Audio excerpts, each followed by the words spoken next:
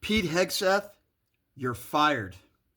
Well, it just turns out the week where we've learned about the second strike on this boat that ended the lives of individuals that had actually survived the first strike, well, we're now learning more information about this signal chat. There has been a bipartisan investigation into this, and members of the House walking out of this meeting, some have already said on the record it's some of the worst stuff they've ever seen. They've called it irresponsible. They couldn't believe what they saw.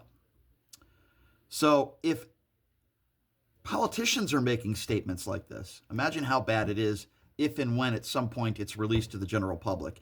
Pete Hegseth is not only on the hot seat, he's already burned himself. He's already gotten off the seat. I don't think Donald Trump is going to have any other plan other than having to let Pete Hegseth go. Now, that comes, as I mentioned, in the same week where it is beyond obvious that Pete Hegseth, the Department of Defense, laid down the orders for a second strike to end the lives of all individuals, which we've learned from certain members of the media in the Washington Post article. And now they're leaving it to the fall guy when we know Pete Hegseth is the guy in charge and the buck stops with him. And he's made incendiary remarks about this before, about ending the lives of all these individuals without any due process. Listen, I don't defend anybody who tries to smuggle fentanyl or anything else into this country. I don't defend those people, but there is no evidence that that was happening with these people. They didn't get any due process. And I also find it interesting that they released video of the first strike on this boat. This happened several months ago. Why haven't they released the video of the second strike? Donald Trump says, oh yeah, if we have it, we'll release it. We know they have the video. Why have they not released it? I'll tell you why.